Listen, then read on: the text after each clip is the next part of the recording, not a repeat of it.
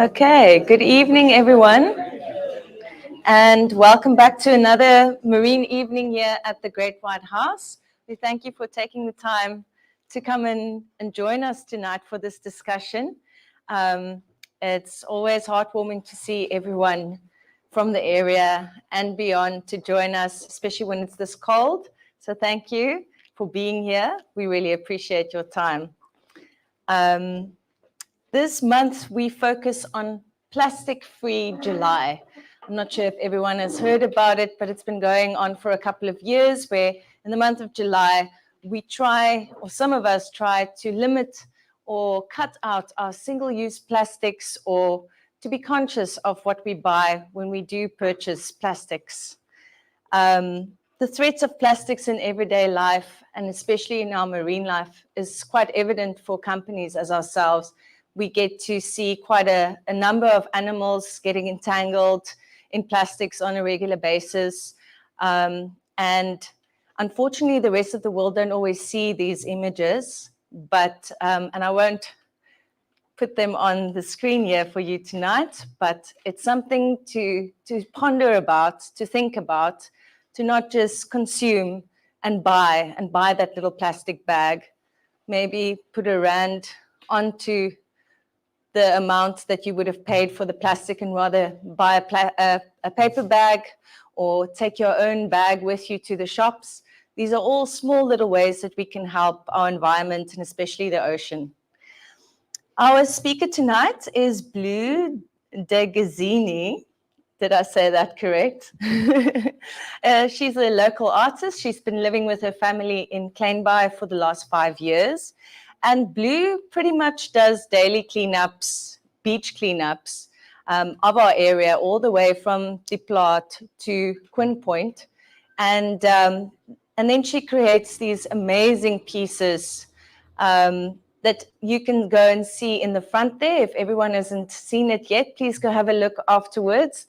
There's some of her pieces up on the wall and on the window. Her pieces are environmentally responsible and thought-provoking, and a clear testament to the beauty and fragility of our planet. So thank you so much, Blue, for joining us tonight. We all look very forward to listening to what you have to say. Thanks. And let's give her a round of applause.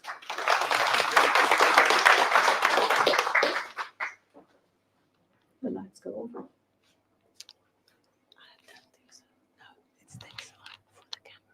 Oh, okay. I'm all of a sudden really nervous. This is not something I do very often, so if I lose my place, just give me a minute. I'll find it again. If I forget to flick a picture, I'll get to it eventually.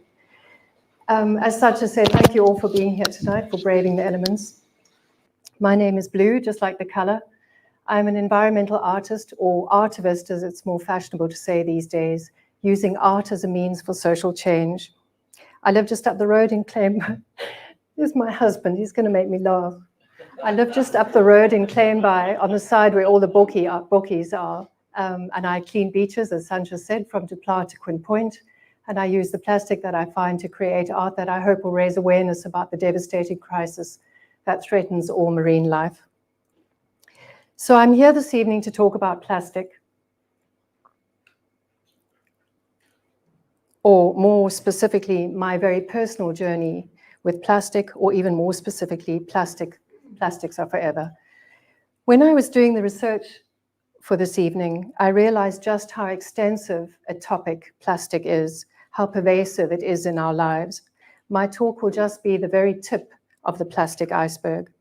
What I'm not here to do this evening is overload you with overwhelming statistics or harp on about the horrors of plastic pollution. By now, we all know it's out there and that it's very real. So I didn't always do plastic, though I have always collected from the beach and created and curated with my finds. This journey started many years ago with a little dog called Wednesday. There was in those days very little plastic, maybe the odd doll's leg, or perhaps I just didn't see it the way I see it now. Wednesday collected golf balls from the local putt-putt, and I collected porcelain, glass, driftwood, bone and rusted metal, all the flotsam and jetsam from the wrecks along the Cape Town coastline. And these I would sculpt and create and assemble.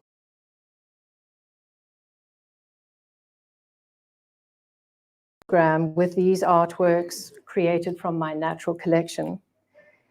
A beach plastic artist from Porto in Portugal started following me very soon. And I was mystified as to why this plastic, colorful artist would follow me. I started looking through his work and went right down to the bottom of his feed, and he had started in a very similar way to me with driftwood. He'd even laid it out in a very similar way to me. And then going back up again in his feed, I realized that this wasn't just any old plastic. This was plastic from the beaches of Porto and the banks of the Douro River. I realized that cleaning beaches and creating art from the found plastic to raise awareness was something that I felt compelled to do. We started communicating regularly, and he was incredibly supportive of my transition to plastic, having been through it himself. And it certainly wasn't an easy transition to make, but once started, there was no turning back for me, and I was deeply committed to raising awareness in the way that mine had been so simply raised by him. He never said a word to me, I never translated his Portuguese, and yet that light went on for me. Later that year, we holidayed in Betty's Bay, and we walked all of those beaches, and I found, I think, like 3 lids. And when you've committed to being a beach plastic artist and all you find is 3 lids, it doesn't really help your cause very much. But on the last morning, we went to swim in a little cove, and oh my goodness, it was covered in fishing line, masses of it. So I took it home, and it hung around, and it hung around, and it hung around some more, and eventually I threw it away. But being the mediocre housewife that I am, I never emptied the dustbin, and somehow took it out again and put it on the table. I started experimenting with melting the fishing line, which was quite exciting. And when mine ran out, I needed more. I contacted a client of mine who at the time was researching shark egg cases along our coastline. I see the poster that I did for her round about that time is on the little Wendy house outside. Anyway, she suggested I contact Brenda, which I did. Sorry, I just need a sip of water. And I drove out to Kleinbaai, my first time here, to get some more fishing line from her. This in turn led to exploring the area, which in turn led to buying a beautiful milkwood covered plot. And the next thing I knew, we were living here. That's a true story. I came for fishing line from Marine Dynamics and ended up living here. So I was beside the sea again, plenty of plastic, plenty of free art materials. Oops. So this is an average beach clean for me. This is now where I've gone somewhere specifically to clean. This is not my morning walk on the Jeep track or our dog walk down at the point. Once I'm home, this plastic is sorted into rubbish, recycling, and what I keep. And then the plastic that I keep is further sorted into color, size, or shape. I generally don't wash the plastic as it's fresh from the ocean, unless it's gungy for being in the kelp, or foamy, which is only at this time of the year. And I'm not superstitious about a little bit of sand. So then when I come to use it for my art, I will wipe it down with a damp cloth and get the salt residue off. My workspace is very small, so it's not necessarily tidy, but it is well organized. I have my husband and my son drink Fair Cape milk because the bottles are square and they stack easily and I can see what's inside. So I start from that side with pieces that are slightly more interesting. Then I do lids and then the random colors of plastic. So up above there'll be more blue, then down below there's brown, then grays and silvers, and a big selection of black and a big selection of white. You can only see a little bit of pink and purple over there. Purple is the rarest color. No matter where in the world you are, if you're a beach cleaner, purple is the rarest color, followed by pink and orange, and the most prolific colors are blue and white. Keith from Africanos, you all know Africanos down the way. They make lots of milkshakes, so he keeps 5-liter ice cream tubs for me, and I have about 40 of those that contain then very specific collections other than these, which are the color.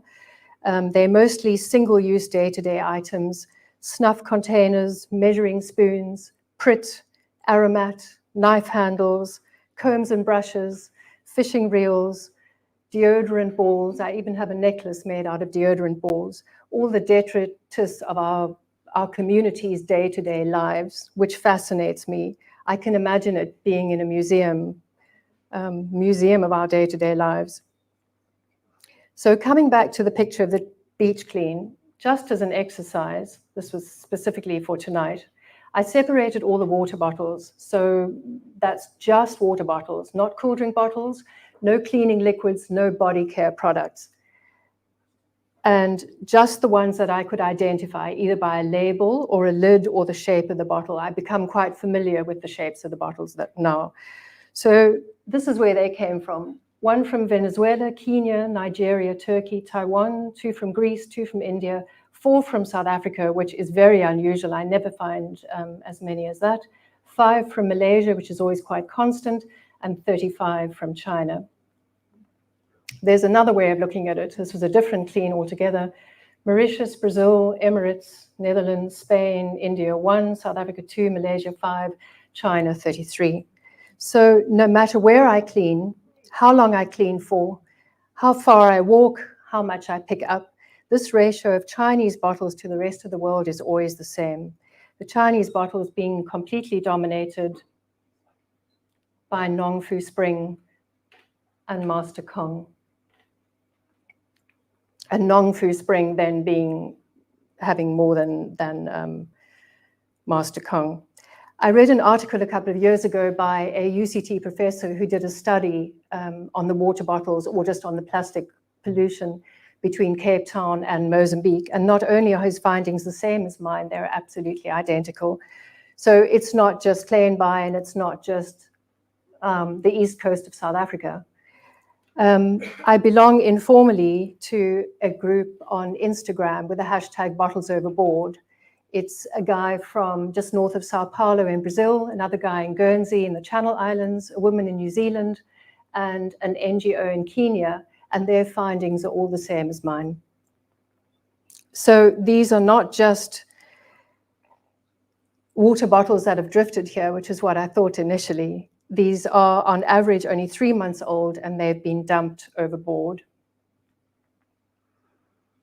So there is a convention called MARPOL, which is short for Marine Pollution, the International Convention for the Prevention of Pollution from Ships. So particularly Annex 5, which deals with plastic pollution. So MARPOL differentiates between 2 kinds of seas. There's the large ones, our oceans, and then the special seas, which include the Mediterranean, Baltic, Black, Red, Gulf, the North Sea, parts of the Caribbean, and the Antarctic. The rules are slightly more stringent in the special seas, but for the larger seas and the special seas, it is forbidden via MARPOL to dispose of your pollution at sea. It was a lot of reading, and I stand under correction if there are any marine biologists in the room, that even though this convention has been signed by 156 countries, it remains voluntary. So instead of disposing of your garbage responsibly at the next port of call, which is what they were like, into the sea it goes, this vast dumping ground and home to all our marine life. This was the artwork that I did. Master Kong and Nong Fu Spring are a big bugbear of mine. So this was the artwork that I did. Angie over here is my photographer, my fabulous photographer. It was actually, it's called Drowning in Plastic, with apologies to Ophelia from Shakespeare's Hamlet. It all looks very serene, but there was a breeze blowing. So my husband was putting the bottles in on one side, then running behind Angie, collecting them and back. And Angie was trying to get the photo. She was knee deep in water, and I was trying to float and look like I was dying. But Angie got the shot. There is no such thing as just a beach walk for me anymore. It's always a beach walk with a bag of plastic. When I walk the Jeep track, for instance, the Jeep track down here, I used to clean on the way back so that I didn't have too many bags to carry. Now I clean on the way there so that on the way back, the coves are clean and I have a sense of accomplishment. I don't always have that sense of accomplishment. When I do Quoin Point, for example, or down near Danger Point, I barely scratch the surface, even though I have very many full bags. I have to limit the amount of bags that I carry because it's either a long walk to the car or a very steep walk up the hill. Sometimes I'm lucky and my husband is there after his surf to carry my bags, but he always reminds me about how long-suffering he is carrying my bags. So I'd like you to all give him a big round of applause. And I know how much he likes being the center of attention. The first time I went to Quoin Point, I nearly got back in the car and went home. I felt completely overwhelmed by the amount of plastic. I felt like I wasn't making a difference. When the turtle people were here a couple of months back, I'm not sure how many of you were here for that talk, somebody asked if it did make a difference cleaning up the plastic, cleaning up the litter. And the speaker referenced a Norwegian study that I then went and looked for the next day. So experts from one of Norway's largest organizations found that within a year of volunteers removing plastic from the shores of an island near Bergen, the amount of microplastics on land and in the water fell by 99.5%. So I always remember this when I feel that my little bit doesn't count.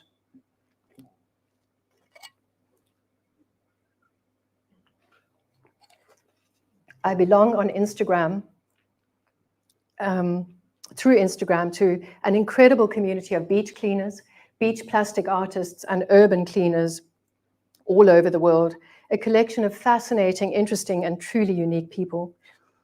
Those of us that are artists all clean beaches and all create in our own unique way with the plastic that we find. This led to the creation of my series, The Usual Suspects. No matter where in the world you are, whether it's Christmas Island, Ghana, or Chile, these are the things that we all find. There are a selection of them in the front if you'd like to have a look when the talk is over.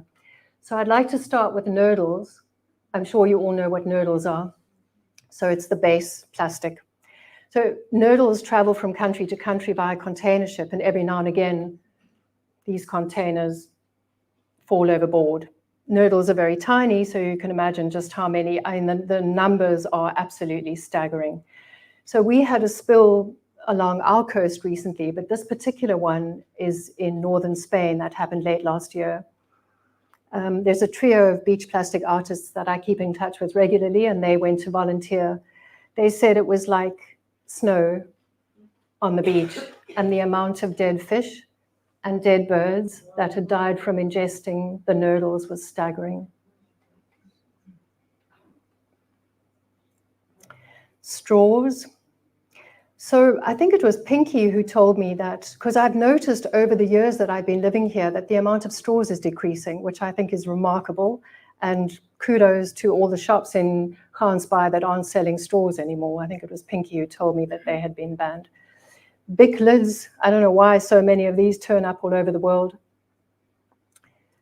Lots of fishing material. These particular foam floats with hooks.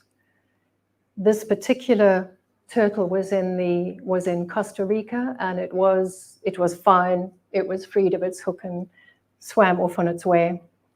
Polystyrene.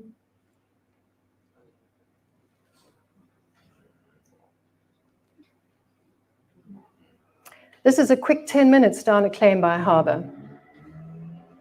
I didn't know that there were so many designs and sizes and shapes to cigarette butts. I'd never worked with cigarette butts before, or stompies before, not really my thing. But it is something that we all find all over the world. I got hold of an Israeli artist, Evie, because she works primarily with cigarette butts that she finds on the beaches in Tel Aviv. She covers clothing and she creates enormous sculptures just out of cigarette butts. So we had a long conversation about the do's and don'ts of how to work with cigarette butts. which was really interesting. Toys, always toys, rope. This rope comes from the Kleinbaai harbour, the Gersigny harbour, the old harbour. It comes in these beautiful shapes. Earbuds. This piece nearly drove me mental, trying to get it all exact. This is a real photograph. This isn't AI, and it's not photoshopped. It was taken by a real photographer in the Bahamas, I think, or in the Caribbean. So this one is interesting. Our dogs are very badly behaved, so we walk them down at the point where we don't necessarily bump into other people. And there's a part where the path kind of goes like that, and there's a little clump in the middle, and then it goes on. And I noticed something blue in this little clump and bent down to have a look, and they were shotgun cartridges. A whole clump of shotgun cartridges that had been sort of shoved down into this bush. And then a little bit further along, there was a rocky promontory that went out, and there was a whole nother clump of these blue shotgun cartridges. Over the next months, the wads, these are shotgun wads, would slowly start washing up.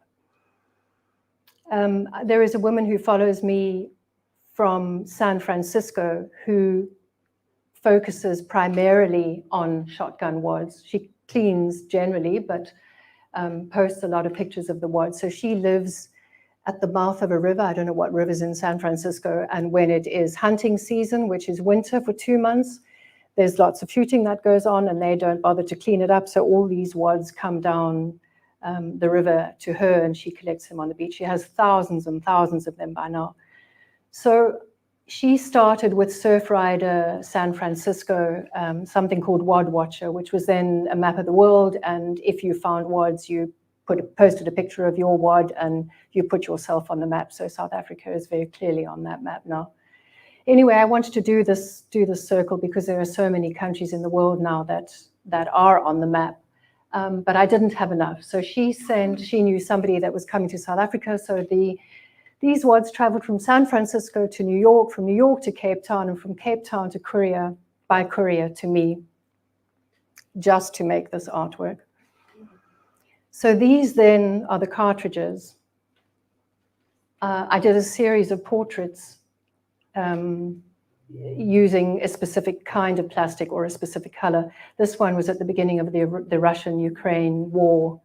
So I thought it quite apt that I used cartridges for that. The yellow disc, I think, is a fishing reel.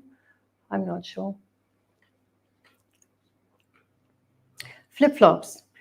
I love flip-flops. They're great to work with. So for this circle, I cut the toes and the heels off, and then I was left with the middle bits that I didn't want to throw away, and made these very juicy, delicious necklaces and earrings.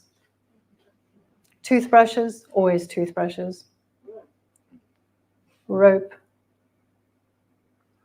These are bits of buoys and floats and foam and sponges. I have a larger version of this. This particular one is 800 by 800. And what's curious about these objects that I find is that I'd say that 99% of them come from the Plaat. So you go down the very steep stairs, and then you go across that little beach, and you sort of go over the rocks and down the other side. And just in that little bit, I don't know, for some reason, the current carries them, they're light, I don't know, but they all come from the Plaat. Lids. And on the subject of lids, that's my clock at home. I'm not sure, are these called glow sticks that the divers use? This is fish net, so I've now cut it up, but it's actually netting. So this is local. This happened on our doorstep. And the seal, Leon's seal was fine, was it? Seal was fine. So ironically, is it irony, honey? I'm not quite sure. So the netting is these shapes that continue, but these wash up regularly, and they're called fisherman's kisses, of all things. Seafood tags. Sucker sticks. Sucker sticks is one of my regulars. I don't think I've ever done a beach clean without like a trillion sucker sticks. Just a quick 15 minutes at, where did we go for the surfing? At Romans Bay the other day, and I turned up 56 sucker sticks. 56 sucker sticks in 15 minutes. It's a lot of sucker sticks. Netting, cigar floats. You can see how the top one and the bottom one have been nibbled over there, yeah. Being eaten by fish. These then are the wrappers from the suckers. Fishing line. This penguin was also fine. This is also on our doorstep. And lighters. That's also an absolute regular on beach walks, is lighters. So when I was making,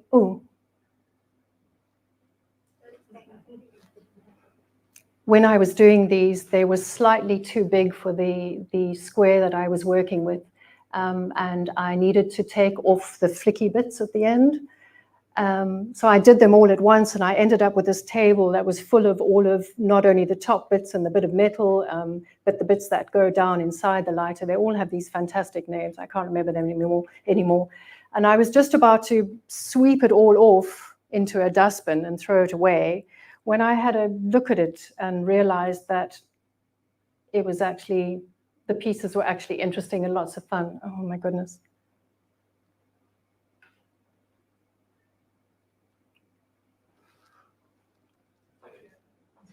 Don't know what I'm touching. So those are all the inside bits and the top bits of the lighters. So now that you've seen the way that plastic impacts marine life, this was my personal experience of it. I'm not sure how many years ago it was when the orcas were attacking the copper sharks and doing their, taking their insides out. And I found a shark at Quoin Point in Hermanus, and I phoned Brenda. Brenda was still around to tell her, and she said that she would send somebody to fetch it. I'm a little bit squeamish of that sort of thing, so I sort of kept a distance, but I did notice that there was kind of red stuff next to the shark. And the next day I happened to be there again, and the shark was gone, but the red stuff was still there. And I went to look at it, and this is what it was. And this came out of the stomach of the shark. And it's like really serious plastic. It's like 5 millimeters thick. I can't bend it with my hands. So if I was ever gonna, if I ever doubted that plastic impacts marine life, from this day onwards, I didn't. So there are two things that I can't pick up. The one is shoes. I don't know what it is about them. Flip-flop, I'm good with flip-flops. The odd lost sole at a stretch. This one is particularly nice because it has all these cavities and it stores my vintage toothbrushes. But shoes are a big no-no for me. The best I could do is use a stick and put it above the high tide mark. The other thing that I can't pick up is fabric of any sort, whether it's a towel or a t-shirt or a cap or no, it gives me the creeps. There've only been 2 exceptions to this. The one is this glove, which is completely rigid, so somehow less human, and I will use it to showcase my rings, plastic rings that I'd like to make in the future. And the other one is this little square of fabric that I only noticed it sticking out of the kelp because it had this hand stitching on it. And when I took it home and washed it, and I was really glad I did. So it didn't photograph very well, but it says suck on the one side and son on the other. I hope that's not something awful, I'm not sure. With this beautiful hand drawn with pen. So I was glad I kept that. I found some wacky things on the beach as well over these years. One day at Kleinbaai, that kind of area, there is a beach that's covered in pebbles, and I noticed this perfectly round pebble. I'm an absolute sucker for perfectly round pebbles. Bent down to pick it up, and to my absolute surprise, it was a Christmas decoration.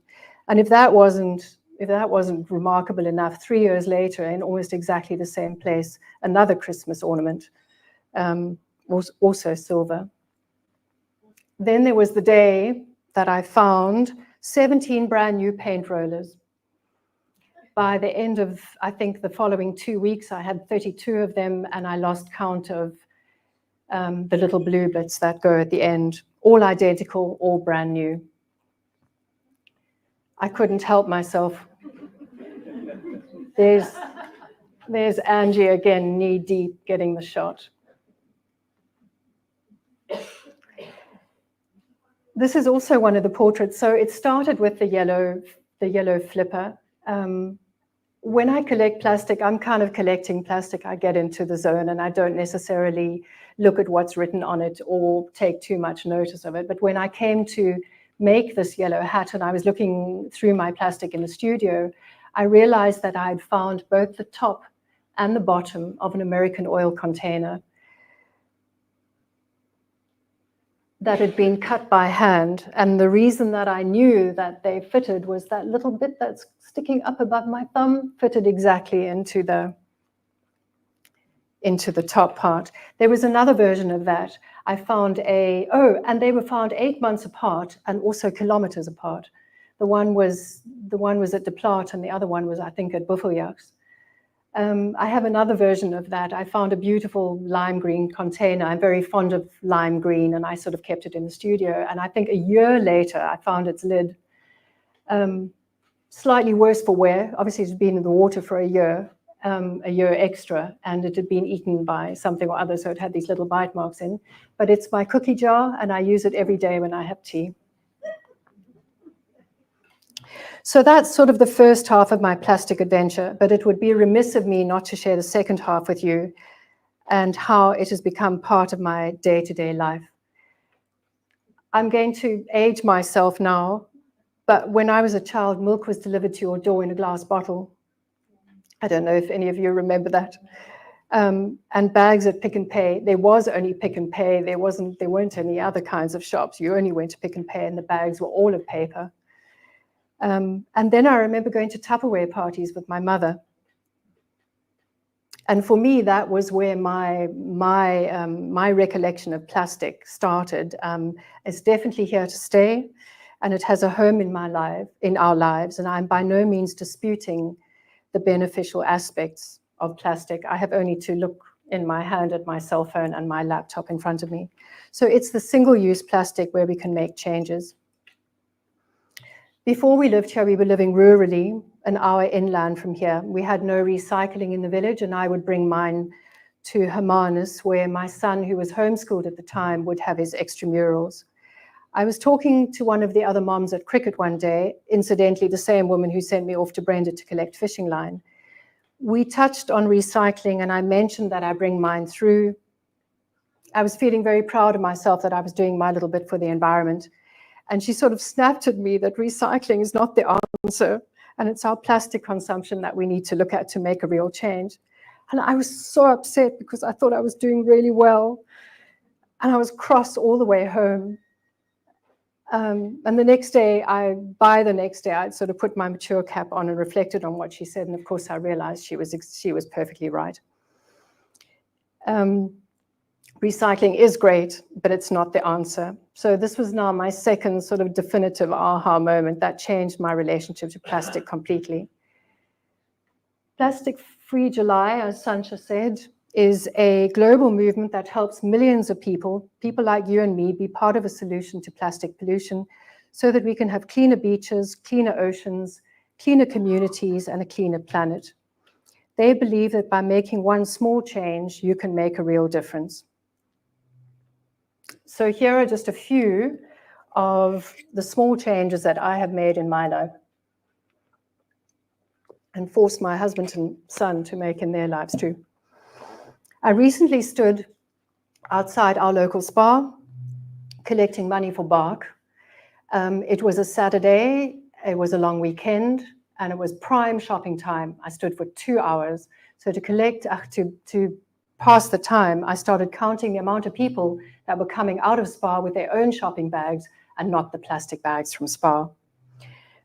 5 people in all of that time. So if you imagine that I use 5 plastic bags a week, that's 260 plastic bags a year. let's just say there are not 100 people in here, but let's just multiply it by 100 because it makes the maths easy. That's 26,000 plastic bags just for us. Bags that will invariably end up in landfill, littering the environment or endangering marine life. I said I wasn't going to do statistics, but just one, if I may. A plastic bag is used for on average 12 minutes and takes up to 1,000 years to break down. So, this is my handbag. It's very little, but in it, I feel a bit like a magician, is 1, 2, 3 reusable bags. These are 5 years old, still going strong. Pop them in the washing machine from time to time. And then 1, 2, 3 slightly smaller ones.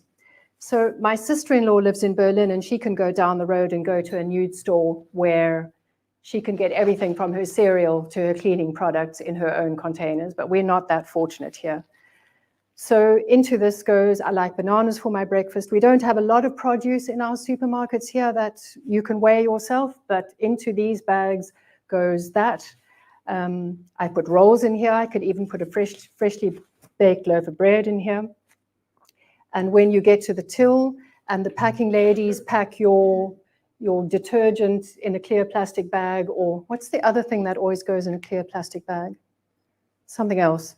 Anyway, milk, the milk sachets, I'd rather use these. So these I think I've had for almost 10 years, also still going strong, also going to the washing machine from time to time. These ones were given to me recently. These you can buy, same concept, these you can buy from Pick and Pay. So those are mine.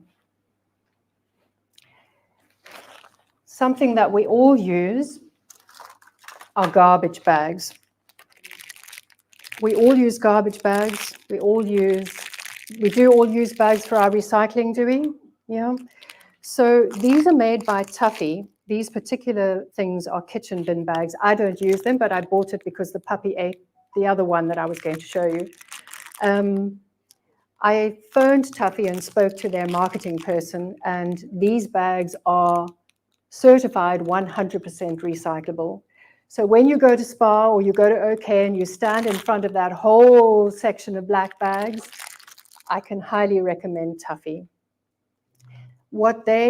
I asked the man what set them apart from the other bags, and he said, I stand under correction because he was talking so quickly and I couldn't write everything down. Something called calcium chloride, I think, is what's in the other bags, and that's what renders them non-recyclable. So if these land up at a recycling depot, they are 100% recyclable. So they come in black, they come in green, they come in clear, and then the kitchen bin bags. Those of you that have dogs, I was also on Quoin Beach, and I'd collected so many cable ties that and I didn't have a bag with me. And a woman was walking her dog, and she said, here, use one of these. And she started to tell me about how they this and that and compostable and the next thing. But it sort of went in one ear and out the other because I'm so used to not taking notice of the word eco or the word green or the word sustainable because it's used so incorrectly and so indifferently. I mean, and people that print packaging to look like brown packaging, to look like brown cardboard. But again, I phoned the marketing person, and he was terribly excited that he'd found somebody that he could speak to about his bags. So these are made of cornstarch. In different parts of the world, they are made from rice starch or bamboo starch, but it's plant-based starch. So he said in optimal circumstances, you can put it in your garden in the sun, in the rain, and in 2 months it'll be gone. So those of you that have dogs, Bonnie Bio. I'm not sure where I got these, I think from Gianni's shop. Then this is my water bottle. I'm sure we all have a water bottle by now, but this particular one is mine. Oh, sorry, to come back to the plastic bags. So Bonnie Bio also has, I had a look at their website, they also sell water in plastic bottles that aren't plastic. So the bottles are also made of cornstarch. Don't last forever, same as these. They're the only people in South Africa that are doing that. Just coming back to Nong Free Spring, the chairman of Nong Free Spring is estimated to be worth $62.3 billion, down from $68 billion last year. He's the richest man in China, and I do feel that it's such a pity that some of his wealth could not be allocated to researching packaging options that are more sustainable and less harmful to the environment.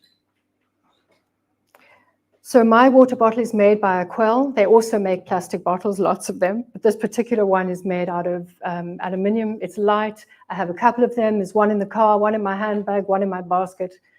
And I take it with me wherever I go. Water bottles are now available everywhere, so there isn't really an excuse for anyone not to have a reusable water bottle.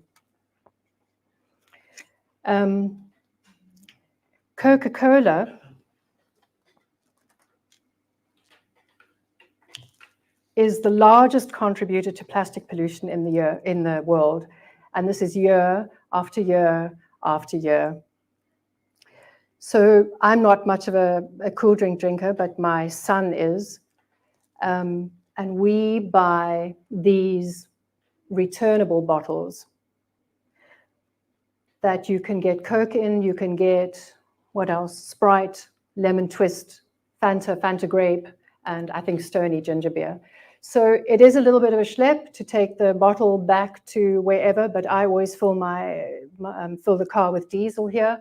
So I just keep them in the car, and when I'm doing my diesel, I take them into the shop.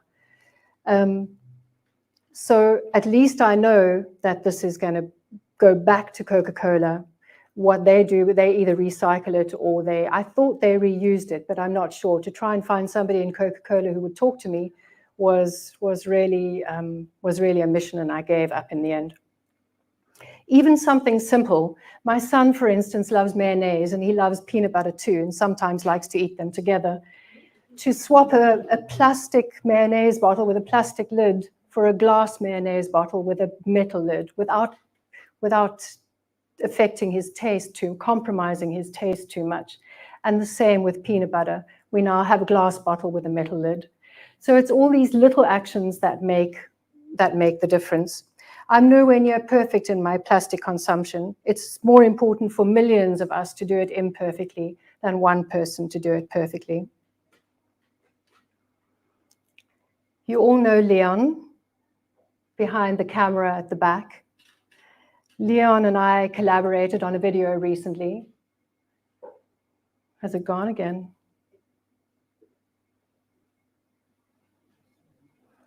It was the first time that I'd done anything like this, and I was very nervous and very shy.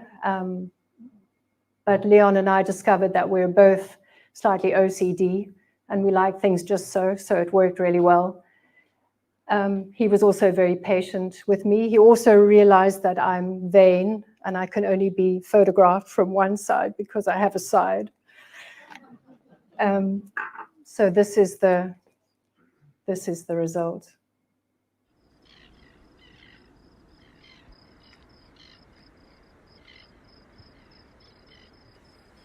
My name is Blue Gersigny. I am an environmental artist living in Kleinbaai, South Africa, a small seaside town best known for its marine Big Five and shark cage diving. I clean local beaches, and with the plastic I find, create art that will hopefully raise awareness about the devastating crisis that threatens and impacts our oceans and all marine life. As long as the waves roll in, so will the plastic. I find all the usual suspects: bottles, straws, lids, fishing line, sucker sticks. But what I find the most of, in abundance, are cable ties, all washed up on our local beaches. Cable ties that are used in the same way for the same purpose and then carelessly discarded month after month, year after year. This is one of our local harbours where I picked up 461 cable ties in 25 minutes over just a few meters. It takes just a moment to snip a cable tie and let it fall to the ground when it's no longer needed, and just a moment more to catch it before it falls and dispose of it thoughtfully and responsibly. In my latest body of work, I use only cable ties, unaltered just as I find them on the beach. A series of cable tie anemones that I hope will give reason to pause and spark conversations. I understand we can't all be the Greta Thunbergs of the world, but I do know that we can all make a difference, no matter how small. Next time you're at the beach, pick up the plastic you see and pop it in the bin. All marine life will be grateful.